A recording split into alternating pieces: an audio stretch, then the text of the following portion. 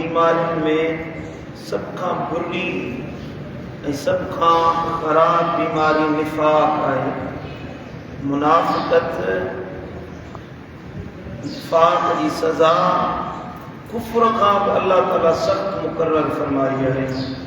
जेको निफाक इख्तियार करे मुनाफ़िक़ बणिजी वञे, क़ुरान मजीद में फरमायो कि जहन्नम जे सब खां हेठें दर्जे में उछलाए वेंदो।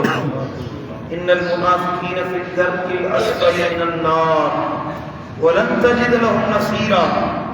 अल्लाह जो कुरान में फरमाए बेशक मुनाफ़िक़ माण्हू जहन्नम जे सब खां हेठें तबके में हूंदा ऐं तूं उन्हनि लाइ को मददगार न ॾिसंदे। उन्हनि जो को साथी, को मददगार, को सार करण वारो, रड़दा ॿुधण वारो न हूंदो। जेके मुनाफ़िक़ हूंदा उहे अहिड़े तबके में जहन्नम जी बाहि में उछलाया वेंदा। मुनाफ़िक़ निफाक या दिल की बीमारी है। मुनाफ़िक़ माण्हू जो जेको इहो मर्ज़ आहे ज़ाहिर नज़र कोन ईंदो आहे। ज़ाहिर में माण्हू भलो नज़र थो अचे, सुठो नज़र थो अचे, पर इहो अंदर जो मर्ज़ आहे। क़ुरान मजीद फरमाए फ़ी क़ुलूबिहिम मरज़, इन जे दिलनि में मर्ज़ लॻल आहे निफाक जो। पोइ जॾहिं निफाक जो मर्ज़ अंदर में लॻी वञे, क़ुरान जो फरमाए फ़ज़ादहुमुल्लाहु मरज़ा, अल्लाह उन्हनि जे निफाक जे मर्ज़ खे अञा वधाए छॾींदो आहे।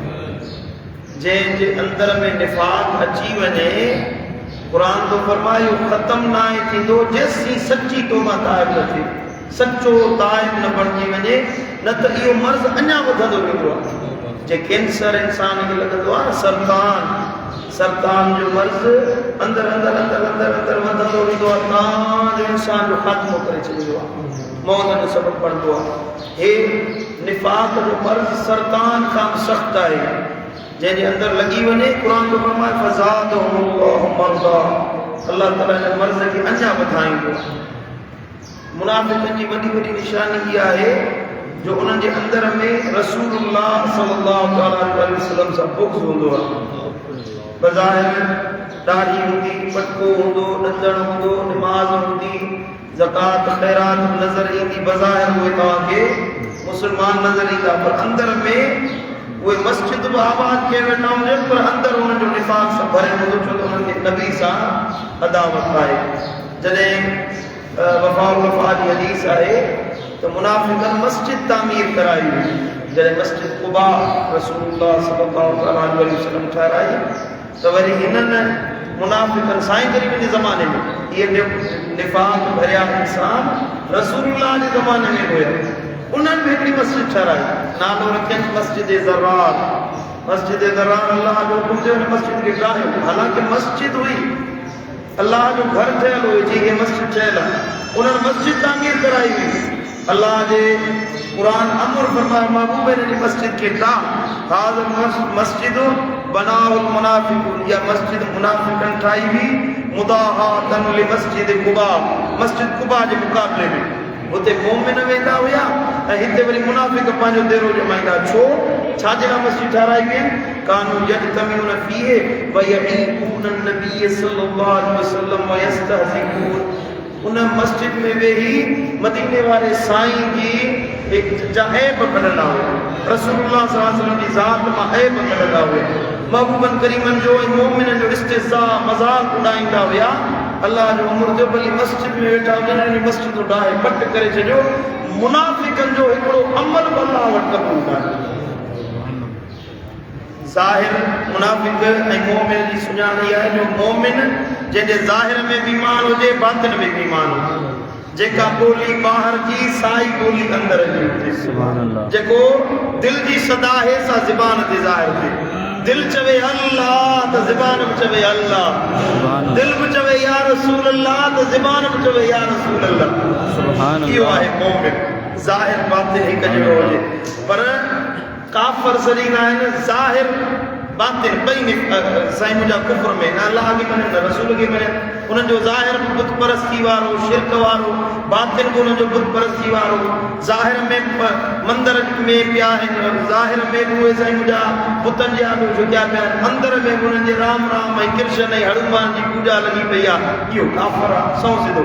पर मुनाफ़िक़, बुज़ुर्गनि फरमाया मुनाफ़िक़ इहो आहे जेको अंदर में कुफ्र रखण वारो हुजे ऐं ज़ाहिर में मोमिन सिराए। ज़ाहिर में मुसलमान सदाए भली आबिद हुजे गाज़ी हुजे पंहिंजो पाण खे इबादत गुज़ार सदाए पर उनजी सभु ज़ुहद इबादतूं तक़वा वर सभु बेकार आहिनि छो त अल्लाह ताला क़ुरान मजीद में फरमायो आहे इन्नल मुनाफ़िक़ीन युख़ादिऊन अल्लाह व ख़ादिऊहुम बेशक मुनाफ़िक़ पंहिंजी पर में अल्लाह खे फ़रेब ॾियणु चाहिनि था रब खे इहो फ़रेब था ॾियनि त अल्लाह खे धोखो ॾियणु चाहिनि था त इज़ा क़ामू इला सलाते क़ामू कुसाला ईंदा निमाज़ ते ईंदा त सुस्त थी ईंदा नमाज में बीठा हूंदा दिलि न लॻंदी सुस्ती वारी निमाज़ युराऊन अन्नास जे अमल कंदा त माण्हुनि खे ॾेखारण जे लाइ कंदा माण्हू ॾिसनि असांजे अमल खे वला यज़कुरून अल्लाह इल्ला कलीला अल्लाह जो ज़िक्र कंदा त माण्हुनि खे ॾेखारण जे लाइ थोरो कंदा जे माण्हू असांखे मुस्लमान सम्झनि उन्हनि जे अंदर में निफ़ाक़ आहे तॾहिं उन्हनि खे निमाज़ में मज़ो नथो अचे ज़िक्र में मज़ो नथो अचे दीन में मज़ो नथो अचे मोमिननि सां वेहण में मज़ो नथो अचे उन्हनि जे अंदर में निफ़ाक़ आहे उन दिलि उन्हनि जी खे कारो करे छॾियो आहे मुनाफ़िक़त जे करे ऐं साईं करीम सल्लल्लाहु अलैहि वसल्लम खे अल्लाह ताला क़ुरान मजीद में फरमायो इज़ा जाअकल मुनाफ़िक़ून क़ालू नशहदु इन्नका लरसूलुल्लाह जॾहिं मुनाफ़िक़ तो वटि अचनि था चवंदा त असां शाहिदी था ॾियूं त बेशक तूं अल्लाह जो रसूल आहीं नबी खे था चवनि अल्लाह जो क़ुरान में फरमाए वल्लाहु यअलमु इन्नका लरसूलु अल्लाह खे ख़बर आहे त महबूब तूं वाक़ई में अल्लाह जो रसूल आहीं सुभान अल्लाह खे ख़बर आहे शान मूं खे ॾिनो आहे इन मुनाफ़िक़नि जी गवाही जी मूंखे ज़रूरत ई कोन्हे का ए तो वटि अचे तो जहिड़ा ॿाहिरि वञनि मुनाफ़िक़नि जहिड़ा काफ़रनि सां गॾु वेठा आहिनि थिया ऐं सॾाइनि था त असां मोमिन मुस्लमान आहियूं तोखे चवंदा तूं अल्लाह जो रसूल आहीं वल्लाहु यशहदु इन्नल मुनाफ़िक़ीन लकाज़िबून तूं सचो रसूल आहीं मुनाफ़िक़ कूड़ा आहिनि मुनाफ़िक़ सचा न आहिनि सम्झो था मुंहिंजा दोस्तो निफ़ाक़ खां पाण खे बचायो न त निफ़ाक़ अहिड़ो मर्ज़ आहे जेको इबादतूं ज़ाया करे छॾींदो निफ़ाक़ इंसान जे अंदर खे कारो करे छॾींदो ज़ाहिर हुनजो तबाह करे छॾींदो मुनाफ़िक़ माण्हू खे अल्लाह ताला दुनिया में ज़लील ऐं रुसवा कंदो आहे क़ब्र हशर में उहो ज़लील ऐं रुसवा ऐं जहन्नम जे ॿाहिरि बणायो वेंदो आहे इन जे करे अल्लाह खां नबी सुणे दुआ घुरियो अल्लाहुम्मा इन्ना नऊज़ु बिका मिनन निफ़ाक़ ए मुंहिंजा मौला असां तोखां निफ़ाक़ खां पनाह था घुरूं तुंहिंजी पनाह था घुरूं असांखे निफ़ाक़ में मुब्तला कजांइ असांखे मुनाफ़िक़त खां परे रखजांइ मुंहिंजा दोस्तो मदीने वारे साईं कुझु निशानियूं ॿुधायूं आहिनि आदतूं ॿुधायूं आहिनि जेके मुनाफ़िक़नि में मुनाफ़िक़नि जूं पकियूं निशानियूं नबी सुणे ॿुधायूं ॿुधो गौर कयो जे असांजे अल्लाह कंदो असांजे अंदरि इहे आदतूं कोन हूंदियूं इंशाअल्लाह जे आहिनि त उन्हनि मां निजात पायो उन्हनि खे परे कयो पंहिंजो पाण खे उन्हनि खां आज़ादु कयो महबूबन करीमन फरमायो 4 आदतूं जे माण्हू में हुजनि घणियूं 4 आदतूं जंहिंमें हुजनि उहो पको ख़ालिस मुनाफ़िक़ आहे पक्को कट्टर मुनाफ़िक़ आहे उन्हनि मां जेकॾहिं का हिकिड़ी आदत हुजे 4 ई न आहिनि चइनि मां का हिकिड़ी आहे त महबूब करीमन फरमायो उन जे अंदरि मुनाफ़िक़ जी निशानी आहे तौबा करे अल्लाह खां पाण खे बचाए अल्लाह जे अज़ाब खां पाण खे बचाए साईं करीमन फरमायो पहिरीं निशानी आहे इज़त तुमिन ख़ान जॾहिं उनखे अमानत ॾिनी वेंदी त उन में ख़यानत कंदो मुनाफ़िक़ माण्हू जी पहिरीं निशानी आहे जॾहिं उनखे अमानत ॾिनी वञे त उन में ख़यानत करे वइज़ा हदस कज़ब ऐं जॾहिं ॻाल्हाईंदो त कूड़ ॻाल्हाईंदो गुफ़्तगू में उनजे में कूड़ शामिल हूंदो वइज़ा आहद गदर ऐं जॾहिं वाइदो कंदो त धोखेबाज़ी कंदो वाइदो पूरो न कंदो मुनाफ़िक़ माण्हू जी निशानी आहे वइज़ा ख़ासम फजर जॾहिं कंहिंसां झगड़ो कंदो कंहिंसां इत्तेफ़ाक़ थींदो आहे इंसान खे गुस्सो अची वेंदो आहे झगड़ो कंदो त साईं करीम फरमायो फजर गारियूं ॾियणु मुनाफ़िक़ जी निशानी 4 ई निशानियूं जंहिंमें हुजनि अमानत में ख़यानत करे ॻाल्हाए त कूड़ ॻाल्हाए कॾहिं पंहिंजो वाइदो पूरो न करे ऐं गारियूं ॾे जहिड़े में घटि वधि ॻाल्हाए गारियूं ॾे मदीने वारे साईं फरमायो पको कट्टो मुनाफ़िक़ आहे अल्लाह ताला शाह उन आदतुनि खां बचाए ऐं साईं करीम सल्लल्लाहु अलैहि वसल्लम फरमायो अस्कलुस सलात अलल मुनाफ़िक़ीन अल इशा वल फजर मुनाफ़िक़ माण्हू जी निशानी इहा आहे जो हुनखे फजर ऐं इशा ॾाढियूं ॾुखियूं लॻंदियूं आहिनि फजर ते कीअं अचां इशा ते कीअं अचां निंड कयां आराम कयां बिस्तर नरम बुधां बिस्तरो छॾण ते दिलि न चवंदी साईं करीमन फरमायो मुनाफ़िक़ जी निशानी आहे वलो यअलमून मा फ़ीहिमा ल अतौहुमा वला हबवा मदीने वाले साईं फरमायो जेकॾहिं इन्हनि खे ख़बर पवे त फज्र ऐं इशा में केॾो अजुर आहे, फज्र नमाज़ पढ़ण में, इशा नमाज़ पढ़ण में अल्लाह केॾा इनाम रखाया आहिनि। जे बीमार हुजनि त पाण खणाए अचनि, खणण वारो न आहे त रेडू पाए मस्जिद में अची इशा नमाज़ अदा कनि, फज्र नमाज़ पढ़नि।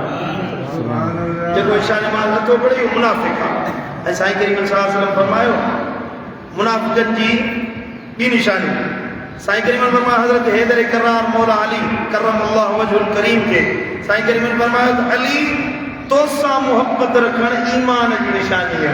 सुभान अल्लाह। अली जी मोहब्बत ईमान आहे। जंहिंजी दिल में अली सां बुग़्ज़ आहे, अली जो ज़िक्र ॿुधी उनजे दिल में साईं मुंहिंजा हुरखुर पैदा थिए, उनजी दिल न चवे अली जो ज़िक्र थींदो आहे न घणनि माण्हुनि जा मुंहं चिबा थी वेंदा आहिनि। नबी सुन फरमायो इहो मुनाफ़िक़ जी निशानी आहे। ला युहिब्बुनी इल्ला मुमिनुन वला युबग़िदुनी इल्ला मुनाफ़िक़ुन। हैदर करार फरमायो त मूंखे मदीने वाले साईं फरमायो त अली तोसां न मोहब्बत रखंदो सिवाय मोमिन जे, तोसां बुग़्ज़ न रखंदो सिवाय मुनाफ़िक़ जे। जेको अली सां बुग़्ज़ रखे उहो मुनाफ़िक़ आहे, जेको अली सां मोहब्बत रखे उहो मोमिन आहे। सुभान अल्लाह। सैयदना हुसैन ख़ुदरी रज़ियल्लाहु तआला अन्हु फरमाए त मदीना मुनव्वरा में सैयदना हैदर करार जे ज़माने में सुनन तिरमिज़ी शरीफ़ की हदीस आहे। फरमाए थो त मुनाफ़िक़ घणा थी विया हुया, बज़ाहिर असां जहिड़ा नज़र ईंदा हुया, ॾाढी बटकी सां मस्जिद में अची वेंदा हुआसीं, ख़बर कोन पवंदी त मोमिन केरु आहे मुनाफ़िक़ केरु, ख़बर कोन पवंदी। पोइ असां अंसारी साहब बि छा कंदा हुआसीं जो पाण में गॾिजी वेही सईदना हैदर करार मौला अली जो ज़िक्र कंदा हुआसीं। सुभान अल्लाह। अली अली कंदा हुआसीं। जॾहिं हिक ॿिए जा मुंहं ॾिसंदा हुआसीं, मुंहनि ते मुर्क अची वञे, ख़ुशि थियनि, भाईंदासीं हे अली जो हुबदार मोमिन आहे। सुभान अल्लाह। ख़राब थी वञे ॼाणंदासीं इहो पको मुनाफ़िक़ आहे। सुभान अल्लाह। सम्झो था। हाणे उहे उन ज़माने भलो दौर हुयो, उहो भलो ज़मानो हुयो, भलो दौर हुयो, भलो वक़्तु हुयो, जंहिं ज़माने में मदीने वाले साईं लजपाल नबी जो गुरू ने ऊला महबूबन करीम जो ज़मानो हुयो। उन में जे अली सां बुग़्ज़ रखण वारा मुनाफ़िक़ हुया। हे त फितननि वारो ज़मानो आहे, हे ज़मानो त फितननि जो भरियो ज़मानो आहे। मुंहिंजा दोस्तो पंहिंजी दिलुनि खे मौला अली जी मोहब्बत सां उजागर कयो, छो त अली जी मोहब्बत अची वञे ईमान ख़ुदि ब ख़ुदि अंदरि पैदा थी वञे। सुभान अल्लाह। ऐं साईं करीम सल्लल्लाहु अलैहि वसल्लम ॿी निशानी मुनाफ़िक़नि जी फरमाई त हुब्बुल अंसार आयतुल ईमान। अंसारी असहाबनि जी मोहब्बत ईमान जी निशानी आहे। जेके असहाब सहाबा किराम मदीने वारे साईं जा जेके असहाब आहिनि, हिकिड़ा अली अली कनि था, वरी असहाबनि जो ज़िक्र उन्हनि खे नथो वणे। महबूबन करीमनि जी आल सां मोहब्बत जी दावा आहे, महबूबन जे असहाबनि सां बुग़्ज़ रखे। नबी सोने फरमायो हुब्बुल अंसार आयतुल ईमान। अंसारनि जी मोहब्बत ईमान जी निशानी आहे। व बुग़्दुहुम आयतुन निफ़ाक़। असहाबे अंसार जी जो बुग़्ज़, असहाबे अंसार सां अदावत रखण, उन्हनि सां अंदर में ॻुझो बुग़्ज़ रखण, इहा मुनाफ़िक़त जी निशानी आहे। अल्हम्दुलिल्लाह असां सुन्नी मदीने वाले साईं जी आल सां मोहब्बत रखंदा आहियूं, अली सां मोहब्बत रखंदा आहियूं, चइनि यारनि सां मोहब्बत रखंदा आहियूं, हड़नि ई असहाबनि सां प्यार कंदा आहियूं। असांजो अक़ीदो आहे महबूबन करीमनि जा अबू बकर खां वठी आख़िरी असहाबी ताईं घणेई सहाबी शान वारा। दोस्तो पंहिंजो पाण खे हे जेके आयतूं निशानी नबी सुने ॿुधायूं, हे निफ़ाक़ जूं उन्हनि खां पाण खे बचायो। रमज़ान मुबारक में कोशिश करे इन्हनि आदतुनि खे पंहिंजे अंदरि कढो। जे आहिनि, जे आहिनि त उन्हनि में तौबा दायर कयो, जेकॾहिं न आहिनि अल्लाह ताला तव्हांखे आजो रखियो आहे इन्हनि बुरनि आदतुनि खां, त अल्लाह जो शुक्र कयो मुंहिंजा मौला तो असांखे ईमान दौलत अता फरमाए। अल्लाह ताला शाह असां सभिनी खे निफ़ाक़ खां बचाए। अल्लाह खां दुआ आहे अल्लाह असां सभिनी खे पक्को सचो मोमिन मुतक़ी बनाए। अल्लाह आमीन, अल्लाह आमीन।